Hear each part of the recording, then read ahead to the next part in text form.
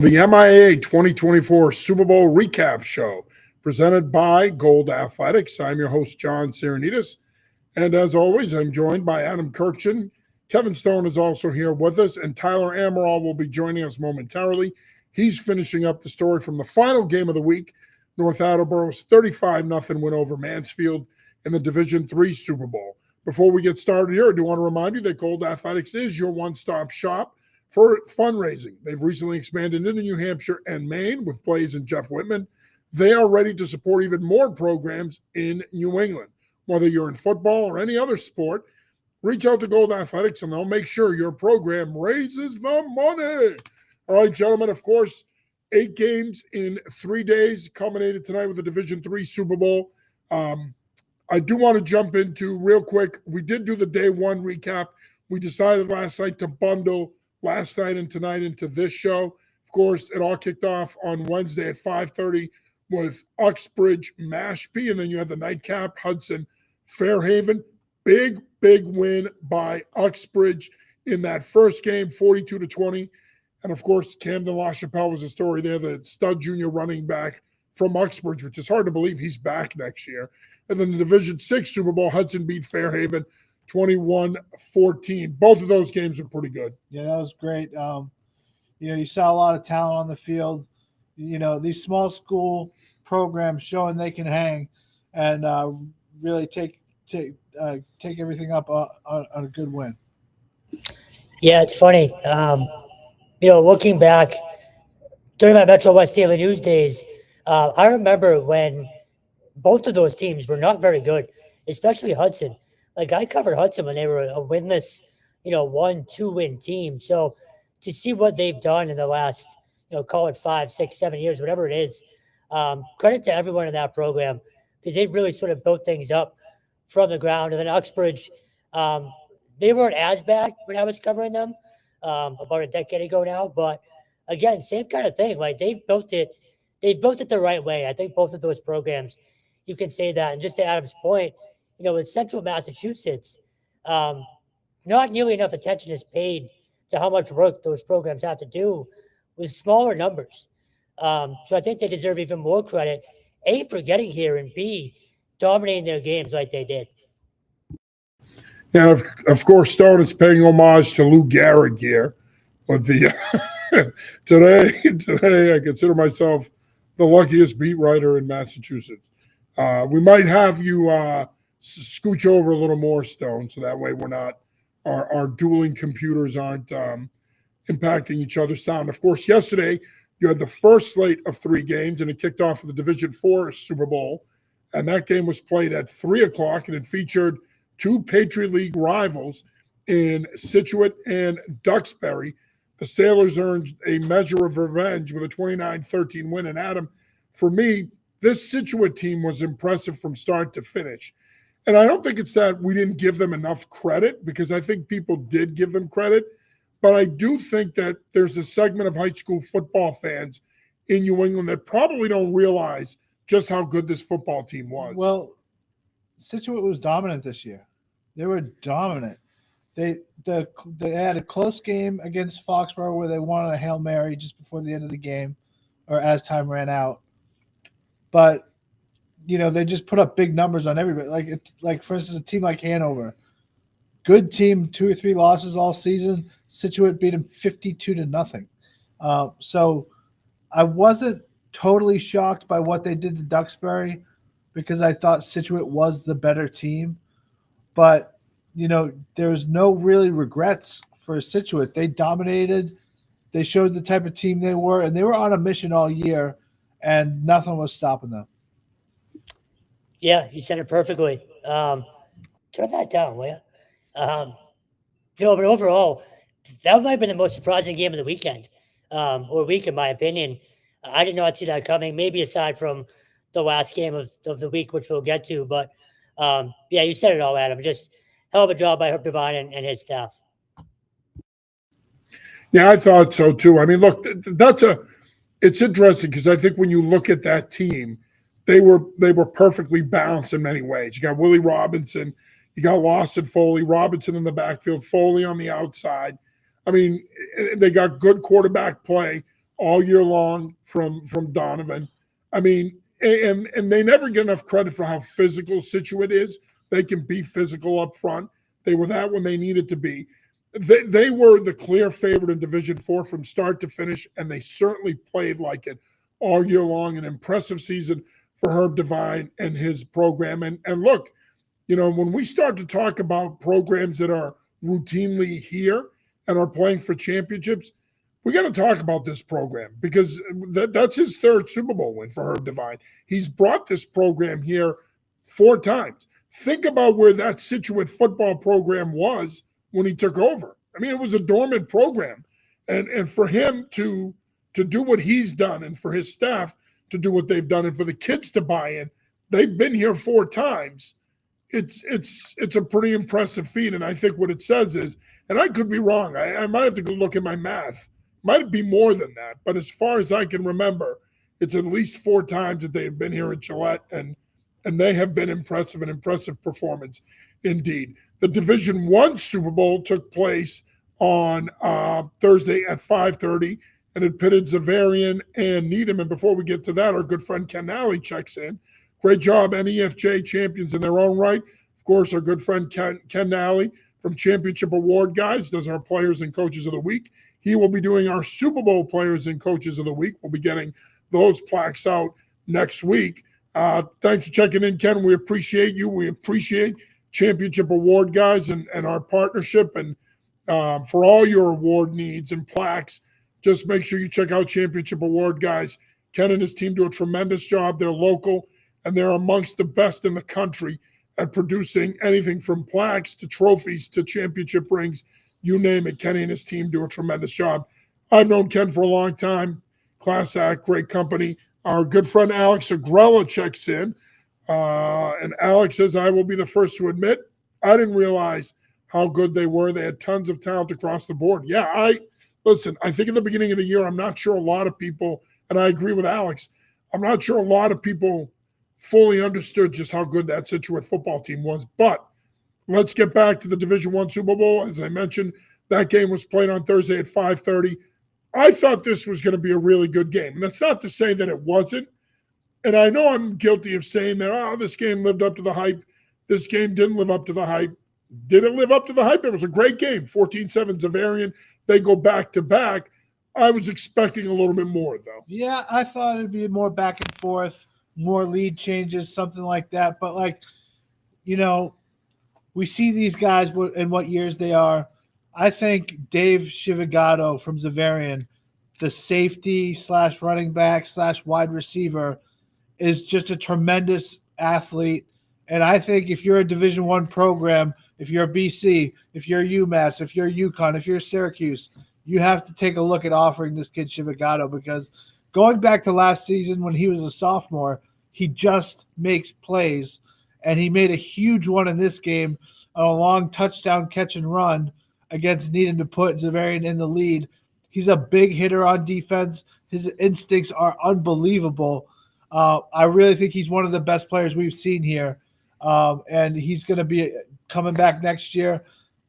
Look, I thought Needham took a while to get going on offense. They never really were able to run the ball quite as well as they have against other teams. Credit Xaverian for that. Alfanaro's a defensive-minded coach, and he's not going to let your best guy beat you. So I thought it was great. Look, a great season for Needham, a historic season for Needham, maybe the best ever for that program. And Xaverian in the last 2 years has lost 6 games, but 2 D1 state titles. That tells you about how they are in big games. And, just a great job by Alfanaro and his staff. Yeah, to that point, Adam, they held up Aiden Williams. I believe it was 58 yards. Williams was just named the Gatorade Player of the Year today. So to do that against one of the best players, if not the best player in Massachusetts, that's impressive. Look, they flew under the radar this year. At one point, they were 3-3 after they lost to BC High. I think it was 30-13. And Coach Fanaro talked about it last night. He said, kids sort of had a come to Jesus moment or meeting and really got on top of each other, kind of chirping each other about focus and practice and all that, and turn the season around. So credit to that staff and those kids for A, the leadership, and B, finding a way to get back here, going through a gauntlet that is Division One. And then you talked about Needham. Just credit to Doug Kopsko and his staff. Just another fantastic year. 13-0 before yesterday. I think they'll be back. It'll be tougher, obviously, when you lose a kid like Williams and a few others. But as a public school guy, admittedly, I was rooting for them a bit. But credit to Alfred Arrow for the coaching job he did this year, especially when that team was down, for lack of a better term, down in the dumps. Again, 500 for Xaverian in October. That might as well be an 0-10 season at that point. And they bounced back really well. So fantastic coaching on both sides there. As far as the game, it's pretty much what I expected. You guys know the weather was not, past game conducive, and that certainly didn't help either team last night. But look, Needham had the ball late with a chance to win the game, and Xaverian found a way. So I thought the game lived up to the hype, and it was certainly the best crowd of the week here as well. It's interesting that they had a come to Jesus moment, because don't Catholic school kids go to church every week? Don't they have that moment all the time? And I think you bring up a good point, Kevin, in that the score didn't surprise me that much, only because we knew both of these programs were going to play really good defense. And look, this Needham team was not your typical public school program. I mean, it's not very often that public schools have 4 or 5 guys that have committed to Division I programs. This Needham team had that. I mean, that's a team that for a public school, realistically, even at the Division I level, probably comes around every 25 to 30 years. You don't get that every 4 years. You don't get a class like that. So clearly that was a special class in Needham. Credit to Coach Kopsko and his staff. They did a tremendous job getting a lot out of that group. Again, we can sit here and argue, and we're going to argue it with this next game, whether we want to or not, because it keeps coming up after these two play. But you can sit here and make the argument about the Catholics versus publics. But at the end of the day, Needham beat Central Catholic to get here. Needham beat St. John's Prep to get here. So that's a really, really good program. Now, is it sustainable? You're only as good as what's left behind in high school football. So if you've got some good underclassmen, you can sustain some of the success. If you're not as good, not as deep, you could end up taking a couple of steps back in order to take a couple of steps forward in a couple of years. But certainly a historic year for Needham, and one that I don't think that the Needham faithful will be forgetting anytime soon. Again, we are going to be joined by our good friend Tyler Amaral as well. He will be splitting the screen with Stone there, so you can get 4 guys that are crammed in this shot, trying to provide you with some of the best post-Super Bowl coverage in New England. You are watching the MIAA Super Bowl recap show. I'm your host, John Serenitas. As always, I'm joined by Adam Kirkshin and our good friend, Kevin Gehrig, who's down the other end here. Today is excited to be at the Super Bowls. I just want to remind you, it's Kevin Stone, by the way. Just want to remind you that Gold Athletics is your one-stop shop for fundraising. They have recently expanded into Maine and New Hampshire with Blaze and Jeff Whitman. They are ready to support even more programs across New England. Whether you're in football or any other sport, reach out to Gold Athletics and they'll help your program raise the money. All right, next up, we have the Division II Super Bowl, which is King Philip versus Catholic Memorial. These two teams meeting for the 3rd time in 4 years. Catholic Memorial with a 39-21 win to win their 3rd Super Bowl in the last 4 years. The win snapped King Philip's 25-game winning streak, and it prevented the Warriors from going back-to-back. And look, when I look at this matchup, and I coached in the game, so I'm not going to sit here and pretend I'm, Joe Analyst now. I mean, I'll analyze it, but I coached in the game. I thought that, King Philip, and I coached on the King Philip side, I thought that we were in this thing. We scored to tie it at 8-8 apiece. We got the 2-point conversion, had some momentum after Flannery fumbled that ball, but then we gave it back to them. And I think from that point on, the game kind of turned on us. But this CM team, really after that Cardinal Hayes game, I mean, the most impressive program, and you said this last night, and I tend to agree. I think you can make an argument this is the best program in New England. Forget about Massachusetts. I'm not sure whether you're talking private, public, Catholic, there's a program right now that's better. And what you saw last night is a program like King Philip can hang. They can hang because they're well coached. They're a program with tradition. They've been here a bunch the last 10 years. But against this CM team, Adam, you can only hang for so long. Eventually, their speed takes over. You fall behind. You start to press. You play out of your game plan. And then you end up losing the game, in essence. With Catholic Memorial, ever since John got there, and some of his teams in Everett as well, it's the depth of skill. Like, they're good up front. They're very good up front. But their speed at the skill positions, like a guy like Dodd's going to BC, but then you got to worry about LaShawn Sharp, 65-yard touchdown on the first play of the game. It's almost not fair. It's like they have so much talent. And on top of that, like we were saying earlier, you have to catch them on a bad game to beat them. And they did not have a bad game. Kais Flannery was tremendous. It was down here 14-8, I think. And it was a fourth down. Was it a fourth down or third down? It was a fourth. It was a fourth down. You look like you might have him bottled up in the backfield. He makes something play, makes something happen, and finds Dodd downfield, touchdown, CM, a crusher. I think that was the biggest backbreaker of the night. I feel like every time CM and KP play, KP is able to hang around that first half and even into the third and close to the fourth quarter. But again, it's like shoveling quicksand, man. I mean, there's only so much you can do for so long before their talent just wins out. And he's a great coach too. So I would, credit KP for an awesome season. Credit KP for battling their hearts out. But there's only so much you can do against CM. I think they're the number one team in New England. And if we want to expand it to Northeast and go down to Pennsylvania and New Jersey, I think CM is definitely competitive with some of those teams they're not as good at, but they are more competitive with those teams than you would expect, I think. I think they're just a great program right now. The talent is overflowing, and they'll be right back here next year too. Well, it'd be nice to see that. I mean, maybe if they schedule some of those teams, we would know if they could compete with them. And that's the thing. It's hard. We know how good they are here. But, look, they went down to Cardinal Newman last year. They got beat up. They got blown out. They lost Mekhi Dodd.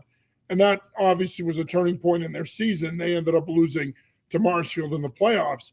But I would like to see them go out and play some of those schools because I think they're good enough to play with those schools. They've proven that. We know how good they are here. It'd be awesome if they went out and played some of those schools in those parts of the country. But nonetheless, I think, Adam, you hit the nail on the head. Even if I thought we did a pretty good job of bottling up their stretch run game. I thought we did a decent job with their double wing stuff. But I think at the end of the day, they still broke some of those runs. But where I don't think this team gets enough credit is their physicality. And they're physical on defense. They make it hard on you inside. For a program like KP that likes to play bully ball, it's hard against a team like that to be able to consistently do that because they're so good on the inside and because they're so athletic on the back end. They can literally sit man free the entire game and just load up the box and stop the run. They can dedicate more bodies to your running game and slowing it down. And if you don't have the athletes to match up on the outside, it's hard. So you got to create favorable situations with formations, with movement. You got to find ways to try to get them to overcommit, overpursue, overplay some of your alignments so that you can crease runs like we did on the first touchdown. But overall, yeah, I mean, you can play your best game, but they're just so good that inevitably, as soon as you make that first mistake, they capitalize on it. Just two quick things for me on last night. One, credit to you and Brian Lee and the rest of that staff to be here 3 times in 4 years. High school, especially with so much turnover, that consistency is not easy. So credit to the program. Look, as far as CM goes, for me, it's their big playability. Like you guys talked about, it's 1 or 2 shots and you're chasing, and they dictate the game, more often than not. So that's what's most impressive. Whatever you think about Coach DiBiase, look, he wins wherever he goes. That's 16 state championships now here in Massachusetts. That's a ridiculous number. Again, just talking about the turnover, to be here and be that consistent, no matter what school you're in, no matter, you want to talk about recruiting kids, not recruiting kids, it doesn't matter. Consistency is consistency. To do what he does year in and year out, no matter what school he's in, you have to give him his due, however you feel about him. So credit to that staff as well. But yeah, look, CM for me, it's all about that big playability, and they legitimately they changed the game with a snap of a finger. And it's hard to beat a team like that, especially when they're rolling, and especially when they've been here under the bright lights. And again, KP was not sort of awestruck, but you can tell the teams that have been here and been through it, and those that haven't, and both teams are ready to go last night. But CM, I felt a little bit more comfortable last night. Well, I do think it's important to point out KP's been here 7 of the last 8 years, so this is not unfamiliar territory for them. I mean, we've always called it, since I've been a part of the program, our home away from home. We expect to be here every year, so I don't think our kids were struck by any of this, and we genuinely believe that we can play with them and beat them. That's our mentality. That's why the program is what it is, and why it's become one of the best, if not the best, public school program in the state, because we think we can play with anybody if we come to play and play our best game. But when you're playing a team like this that has so many skilled players that you have to account for, and that's so big and physical, and it's not so much their offensive line that wears you down as much as it is their defensive line. I thought their defensive line was much more physical than what we saw on tape. And to Adam's point, Kais Flannery, you got to give the kid a lot of credit. Threw for 135 yards last night, made some big plays for them in the passing game. And, you get so hyper-focused on their run game that you lose sight as to how good he is and how good he was last night. And I think the biggest thing with him moving forward is going to be just being consistent, because when he is, he can be one of the top quarterbacks in the state, not only next year, but at times this year, he played like one of the top signal callers in the state. All right, next up, we're going to move on to today's slate. And the first game we had this afternoon, the 3 p.m. game, featured West Boylston and Randolph. West Boylston completes the three-peat as Mike Ross's Lions beat Randolph 22-16 in a game, Adam, that I thought played out like the way we thought it would. Two wing T-ish, double wing teams that want to run the football, control the pace, establish the line of scrimmage. That both of these teams got to do that. I thought that Randolph had an advantage in terms of their backs and their skill. But ultimately, the physicality of this West Boylston team, their ability to control the clock, control the pace, they jumped on Randolph early. Randolph didn't have the ability to throw and get back in this game. Ultimately, West Boylston holds on. They complete the three-peat in D8, 22-16. Yeah, really impressed with both teams. When it comes to Randolph, it was 22-3 at one point, and I'm like, well, this game's over. But they scored a couple touchdowns in the second half. They got right back in it, and they made it a close game.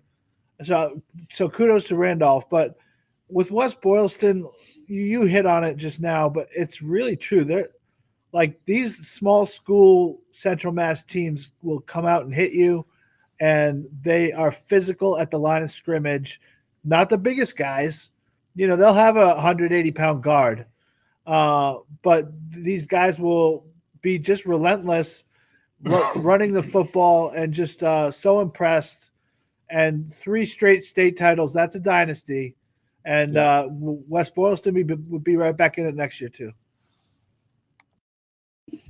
Look, it's redundant, but I keep talking about the experience, and being able to three-peat at any level in any sport is impressive. But to do it with high school kids, when you have so much turnover, yes, you can have some classes that, are together for a couple of years, but 3 in a row is not easy.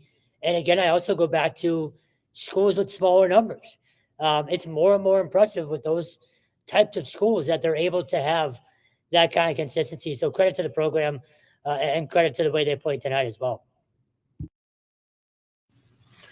Yeah, and again, you can't say enough about Mike Ross and the job he's done with this program. I mean, look, when you talk about Central Mass coaches, He's one of the deans of coaching in Central Mass. The guy has won in multiple schools. If you know Mike and you know his commitment to these kids, his commitment to the game, it's not a surprise that they've won 3 in a row at West Boylston. It's just it's ingrained in the culture there. It's an expectation to win. They believe that they can win. And not only do they believe that they can win, think about what this team lost off that Super Bowl team last year. Oh my God. People don't realize that was a senior laden team last year. Yeah. So for him to get these guys back here with the amount of talent they lost last year, Adam, that's pretty impressive. Yeah, I mean, when you're a small school, when you're a Division 8 school and you lose 12 seniors, that's maybe a quarter or a third of your roster. So you have to find guys to fill in. And look, they lost 2 games this year. They weren't as dominant, but just a great season and a great program. Ross just gets it going. And just props to Central Mass for these 6, 7, and 8 state title wins. It's really something to be proud of if you're one of those programs. It really is. And I think you make a great point that part of the reason why the statewide playoff was such a necessity is because you wanted to give those programs in Central and Western Mass a chance to develop and have an opportunity to play here. And that has happened. But this is unprecedented success by these Central Mass programs. I don't think people talk about that enough, that in the last few years, on occasion, you'd get a Hoosick Valley or a Wacona. Of course, Springfield Central was a regular here the last few years. But Central Mass, other than Neshoba, you had a couple of schools, Grafton, that would make a run here. It wasn't as prevalent for them. Now, those Central Mass programs, it is more prevalent for them to be here. And when you have a program like West Boylston that's been able to come here and have the success they've had, it's great for the state of Massachusetts. It's great for high school football. And I think what it shows is that, you know what, particularly at the lower levels, those schools can compete here. They can play here. So I think that that's an important part of it.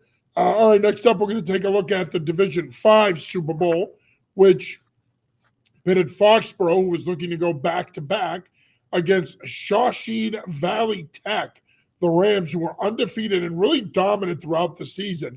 Coming into this one, of course, these two teams played in the semifinal round last year. It was a chippy game. It was a physical game.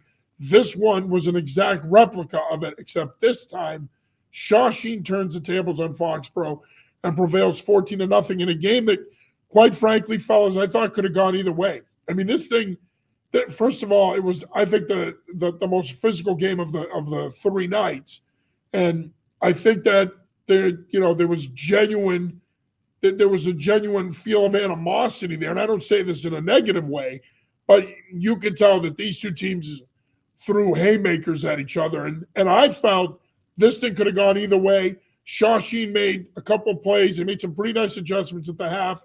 They made a couple of plays in the second half that proved to be the difference. But again, a great game, physical game, a game that I think we're going to remember more than we think when it comes to some of the games you saw here this week. But kudos to Shawsheen. When they needed to make plays in the second half to win this thing, they got it done. Yeah, the thing that stood out to me was Foxborough was definitely the bigger team up front. Noticeably bigger. They're huge. Foxborough's big, but also like Shawsheen's on the smaller side. And what stood out was how quick Shawsheen was on defense. Those holes closed fast, and there were not a lot of open spaces for Foxborough to run through. And I thought at some point that Foxborough's offensive line would assert itself and start to push Shawsheen around. That never happened. And you look at Shawsheen, Sid Tilsley as a returner, as a safety, as a quarterback. I mean, the guy does it all. He's like a Doug Flutie version for Shawsheen. What a career he's had. Puts up incredible numbers. One of the best quarterbacks. I mean, he could probably play wide receiver and be the best receiver on that team. There's nothing that Sidney Tilsley can't do. And so a great win for Shawsheen. They had an awesome season. They toughened up their schedule for this year, and they ran the table. So what more do you want from them? They did outstanding. Before Stone goes here, I do want to. We talked about this throughout the game, and I think Kevin will piggyback off of this. It was 0-0 heading into the fourth. Shawsheen scored both their touchdowns in the fourth quarter. Total yards in this game, and this just goes to show you how dominant the defenses were. Total yards in this game, you had 142 yards for Shawsheen, 58 for Foxborough. And that's just defensive dominance. And as good as Tildesley was, and he was a good player in this game, obviously, I mean, again, Shawsheen rushes for 96, Foxborough for 21. I mean, the defense is dominated. This truly was a throwback game, a game that could have gone either way. Shawsheen, like I said earlier, was able to make a couple of those plays there at the end. Yeah, look, 13 punts total in the game. Like you said, to piggyback off of that, dominant display by both defenses. Look, and John, you said this earlier. Foxborough had a chance. They were in that game. There was a late pick, I believe, by Joe Banda. I don't want to get his name wrong. Fantastic play.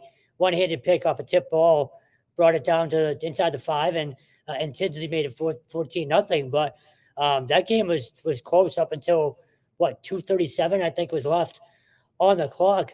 I think it was 36 yards total combined for both teams in the first half. Maybe 2 first downs, I think. So just ridiculous defense on both sides. Credit to Coach Al Costabile, first Super Bowl win since 2010 for the program. So it's funny, I wrote this on our site, anyfootballjournal.com. It was an instant classic, but just in the opposite sense, of the word that most people would kind of think of. It was a defensive, instant classic, but that's a game anyone that's here will remember. You were at a scoreless game going into the fourth quarter. It's the first time that's happened since 2009 in the MIAA Super Bowl. So it's a historic day, or historic game, just not in the sense that anyone would sort of think of, but just a hell of an effort by both teams. And obviously Jack Martinelli deserves a ton of credit for what he's done at Foxborough. Talk about, consistency. They're up there every year as well.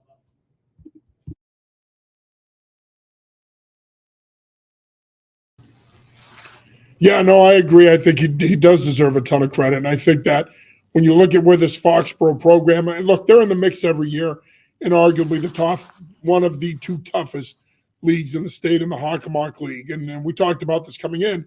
One of the big storylines was that the Hockomock League got 4 teams here. But Foxborough the last 2 years, even this year, I mean, you could make the case that they may have played the toughest schedule in Massachusetts. If not, certainly it was a top 5 schedule. They were definitely battle tested. It did seem to me that down the stretch, it looked like they lost a little bit of their momentum. They barely squeaked by Hanover, had a tough one on Thanksgiving, but they were ready to play. They came in ready to play. And, like Adam said, I think that when you looked at them come out and warm up and everything else, you're thinking, man, they have a distinct physical advantage over this Shawsheen team. But and I could agree with you more, Kevin. Credit to Al Constabile and his staff. Al's been around a long time. Terrific coach. You talk about Sid Tildesley. I mean, one of the most underrated players in the state the last 4 years. I mean, the kid has been fantastic. Like Adam said, he returns kicks. He plays free safety. He plays quarterback. He can play anywhere you need him, pretty much. I mean, he's a wrestler. He could play up front if you needed him in a pinch. But he's had a terrific, terrific career. And hat tip to him. And hat tip to Foxborough. I mean, this was a game that really could have gone either way. And ultimately, it swung Shawsheen's way. All right, Tyler Amaral is finally here. Tyler's the guy that people really tune in for. They don't care about me. They're sick and tired of me and my raspy voice. Kirkshin here is resting comfortably, staring at himself in the screen. Stone's all excited that this week is over, and here's Amaral now. Tyler, just some thoughts. We pretty much have gone through all the games, but just some thoughts on this week, starting with Wednesday's games. And we still need to talk about North Mansfield, but just some overall thoughts. Yeah, I'll give some thoughts kind of across the board. Start with Wednesday. Uxbridge, they might be the best small school program in the state. Camden, La Chapelle, kind of run out of accolades for him. 2,200 plus yards this year, over 30 touchdowns, school records in both departments. And he's only a junior. So the Spartans, I think, are going to keep it rolling next year. Wednesday night, I think I mentioned quickly that I think this was probably Matt Treveri's best ever coaching job. Most teams are like super talent laden and you expect them to get to Gillette. That wasn't really the case this year. They had some ups and downs, but they still got back here and lost at Gillette for the first time ever. So they're 4-1 at Gillette now. And then Hudson Fairhaven, we talked about this one quickly too. Of course, we want to see Justin Marks play, finish that game out. So that was pretty disappointing. But Jake Attaway battled through an injury, showed a lot of grit in that game, and Hudson was able to win a state championship. So I think that was a cool storyline there with Jake Attaway, his father and Coach Zach being able to bring one back to Hudson. Yesterday, Scituate avenging that loss against Duxbury. I was talking to a couple Scituate players, and they said they have a sign in their locker room that says "Beat Duxbury." So like they're not even on the same side of the Patriot League, so there's no guarantee they'll even play Duxbury every year. They just kind of assume that they'll be meeting each other in the playoffs and probably at Gillette, as they have 3 times in the last 4 years. So Scituate was able to avenge that loss. Herb Devine brought Scituate its 3rd title since 2018. So that Scituate's really turned into one hell of a program, right there with Duxbury in terms of being the premier program on the South Shore. What do we have yesterday? Zavarian, Vincent Busa. I mean, he was the man of the hour there in that win over Needham. Outstanding player, surefire, all-state caliber player. I hope some of the FBS programs in the area take notice and offer him, because I think he could play at that level for sure. He's one hell of a player. Aiden Williams was named Gatorade Player of the Year today. He's, again, one of the better players in the state, and that was a good game there. Division II, we know, CM and KP, we know the storylines there, the rivalry that's developed. CM, it's kind of gone the same way the last few times they've played. KP can keep it close for a while. CM just has too many horses, too much team speed, too much depth, and they pull away, and that happened again last night. And then we got, 2 games today before what do we have? I'm blanking out here. What are the 2 games we had? First one was Randolph, West Boylston. West Boylston, Randolph, the 3-peat. So if Uxbridge isn't the premier small school team in the state, then it is West Boylston. Mike Ross, he's one of only 2 coaches in state history to win 3 Super Bowls at 3 different schools. It's, of course, John DiBiaso and Mike Ross. Mike Ross has 5 total now. He's won 3 in a row at West Boylston. Impressive performance today from the Lions. Dominic Renzoni, Aiden Hamilton. They really got the job done, and they have some junior talent on that team, so I expect them to be right in the mix again next year. Shawsheen, right, of course. Sling and Sid, man, he got the job done. Only the 2nd tech school to ever win a true state championship in football, joining 2018 Blackstone Valley Tech. Sid Tilsley, he was outstanding. Their defense was suffocating, held Foxborough to 58 yards for the game. So congratulations to the Rams. They've kind of been building towards this for a while now, and Sid Tilsley goes out on top. As you can tell here, folks, it's been a long week. Kirkson is I might have to start jabbing him with the pen here. Amaril's forgetting who played people. Stone thinks he's Lou Gehrig. It's been a long week. So we've come to the final game of the night. We'll talk about that real quick, and then we'll just look ahead to 2025. I do want to remind you that next week, Adam, Tyler, and I will be doing our final top 25 reveal show. So stay tuned for that. We got a bunch of CIAC Connecticut coverage coming up for you this weekend, as well as they head towards their state title games next Friday and Saturday. So stay tuned for that coverage as well. All right, final game, of course, of the slate was a Division III state title game. It pitted the Hockomock League rivals North Attleboro and Mansfield. Coming into this one, I think a lot of people thought Mansfield could win this game. They'd been coming in with some momentum, but man, I think a lot of us clearly that thought that Mansfield could be a favorite coming into this one got it wrong, because North Attleboro with a statement 35-0 win, a dominant performance really from start to finish. Like, you can make the case that Mansfield was really only in this game their first 2 possessions. And once North Attleboro scored first, it was a barrage. They took over, they leaned on them, and they basically ran away with this thing in the second half.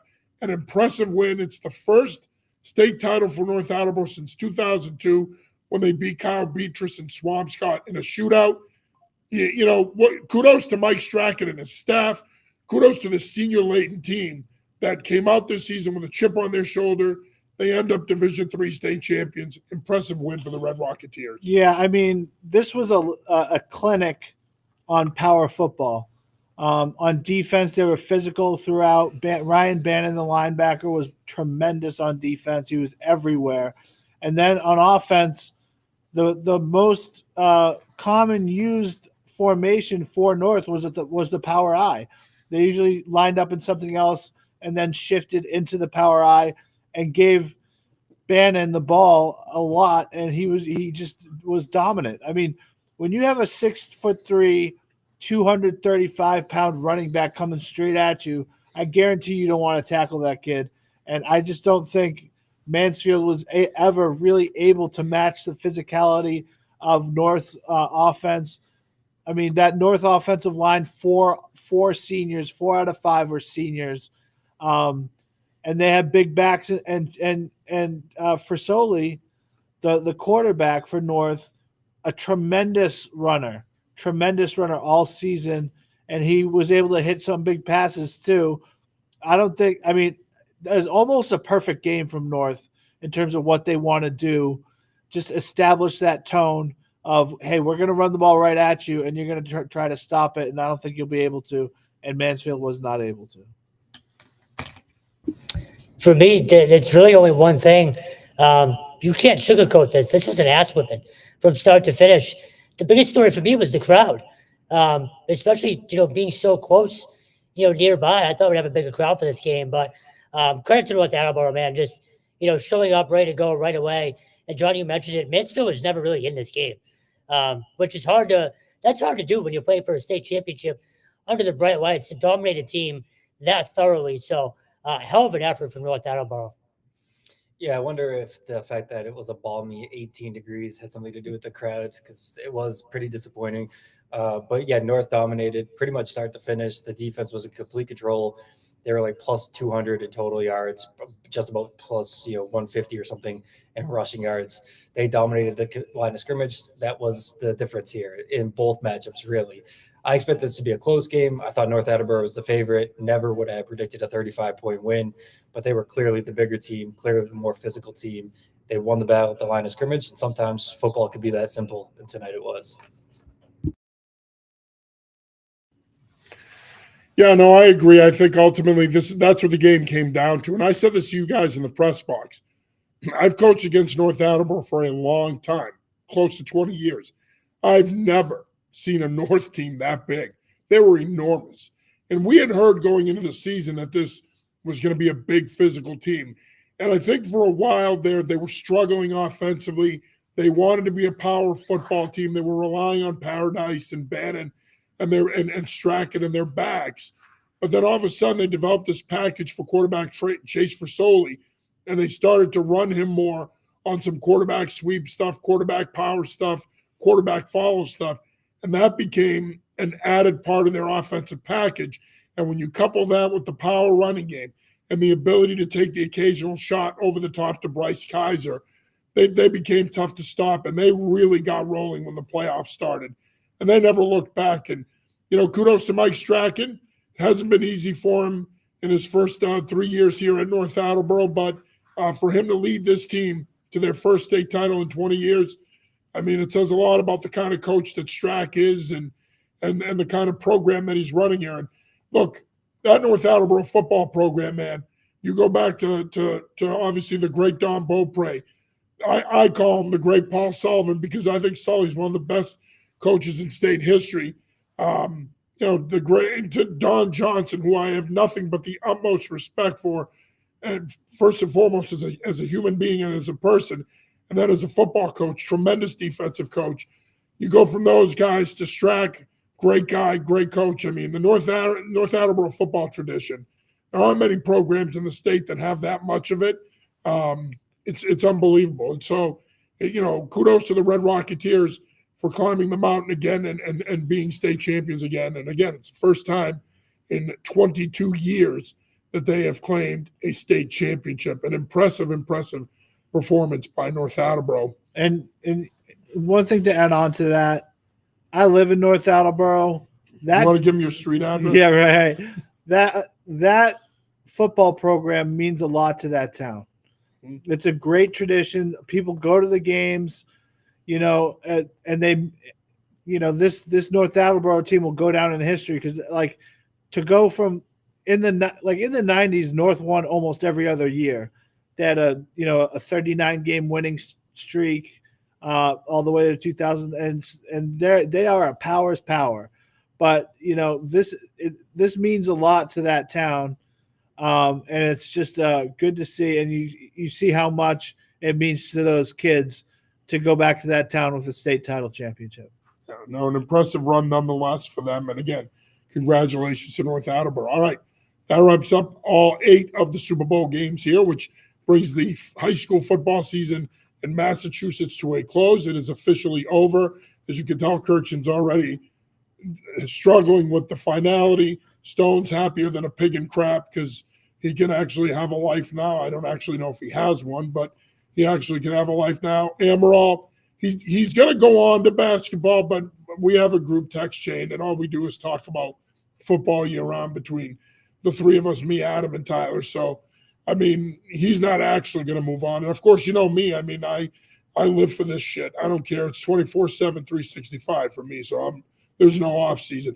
But I do want to look ahead to next year because I think inquiring minds want to know. And just some thoughts looking ahead to 2025, just some thoughts on who are some teams that you're looking ahead that you think could potentially find their way back here. What are some key storylines? Who are some players we should watch? Adam, I'm going to start with you. I think it'll be a lot of the same teams. Like I think Zavarian had 4 juniors on its offensive line, so they'll be better up front. They have Will Wood coming back for his junior year, a great quarterback. He had excellent stuff. Scary to think he's only a sophomore. Yeah, and he's very, very polished. He can run, he can throw. They got Dominic Funk coming back at defensive end, Shiva Gatto as the jack of all trades. So I think Zavarian might be again the favorite in D1. D2, look, I think you can't look past CM. They're going to be good again.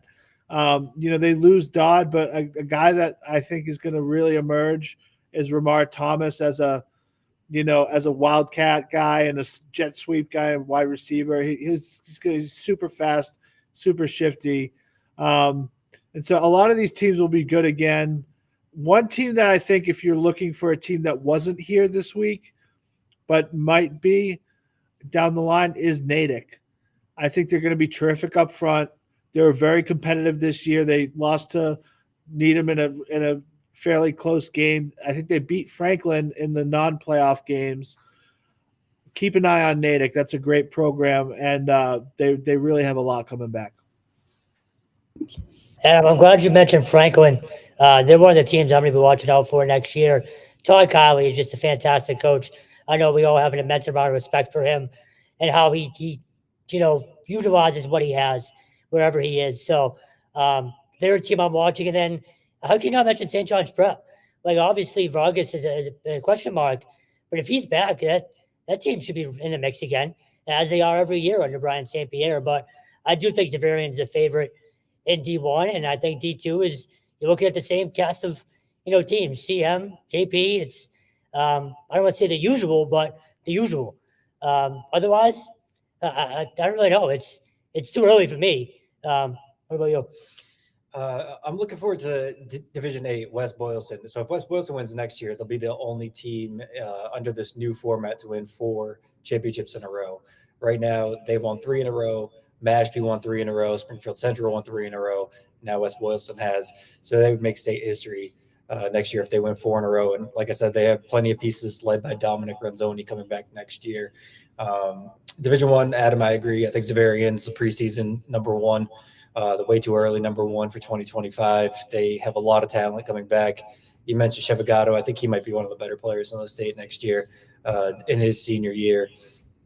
And then the realignment. I think every 2 years I always look forward to the realignment and seeing kind of how that affects the landscape of high school football. We'll see some changes. Duxbury is a team that has made it to the D4 state championship seemingly every year. They're going back up to Division III, where they haven't been in 4 years or whatever. So Duxbury's back in 3. Division II is going to have more balance.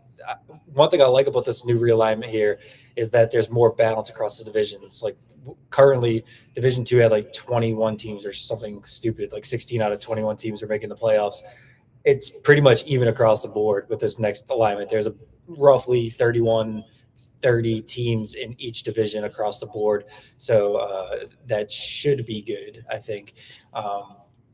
And like North Attleboro, Milton, Milford, all these teams are going back up to 2. So that should, in theory, make D2 a little deeper, even if CM is going to be the prohibitive favorite again. Yeah, 2 intrigues me because I don't think it's going to be as easy a road as it's been for CM, KP, Marshfield, Fian, Wellesley. As you mentioned, Tyler, it's going to get much harder next year because you're going to have Milton, you're going to have North, you're going to have Reading. I believe Natick is back in D2 as well. So I think it's going to be a much harder road, even for CM, as good as they are.